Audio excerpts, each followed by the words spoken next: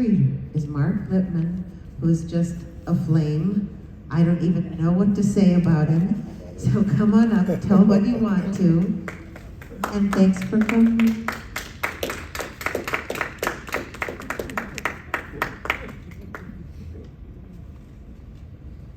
Oh, that's the sweetest introduction. Before I read, I just want to make an announcement that for World Poetry Day weekend, the 24th of March is a Sunday at 2 p.m. I'm co-hosting with the City of Haverhill a World Poetry Day reading at the Winnikinny Castle in Haverhill. And by coming out here from Haverhill this morning, if you leave here at 11, you can make it in plenty of time so you can drive there and back in one day, and you're more than welcome to join us for that reading. I did not know what I was going to read when I walked in the door, and ooh, that's echo. I'll step back a bit. There we go.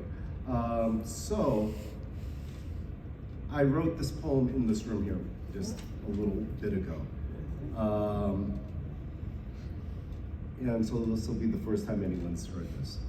It's called For All the Mother's Tears. For all those unseen hiding beneath rubble, whose children are double amputees, just statistics for the machine. For all those who can't speak, who've been silenced and shut out from the national debate. For all the hostages lingering in black sites and prison cells without charges or trial, hidden away from the spotlight. For all those being starved and left hungry, those guilty of being born a thorn in the side of democracy. For all those who've ever picked up a rock or spray-painted graffiti, who've lifted up their voices and middle fingers to the capitalist patriarchy. For all those who've decolonized their brains and stood on the right side of history. This poem is for you.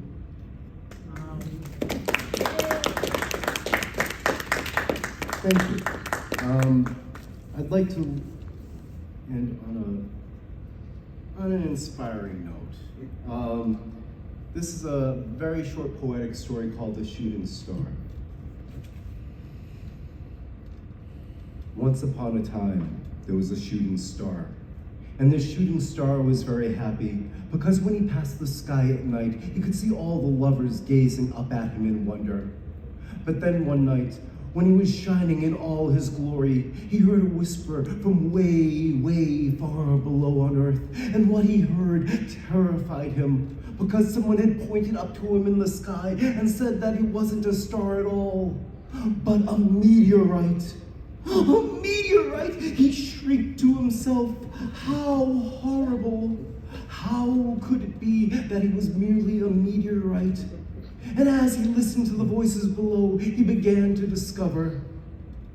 You see, continued the whisper, when a meteorite passes close to the earth, some particles break off and burn up in the atmosphere, and that is what we see. What a tragic ending, thought the meteorite in shame. A star is the greatest creature in the universe. It gives warmth and light. Without the stars, nothing could live. To be degraded to just a meteorite in a second's time, and not even that, but just a piece, just a fragment. Dust.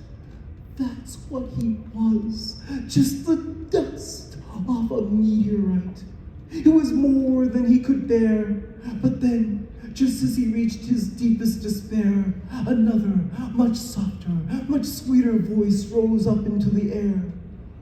Oh, look, a shooting star, said the voice. How beautiful it is. And with that, his heart beat just a bit faster as he chanced to glance downward to see where those words had come from. And at that very moment, he spied the lover's kiss. With that, he raced across the sky in a fiery red. Just dust he may be, but that is what dreams are made of.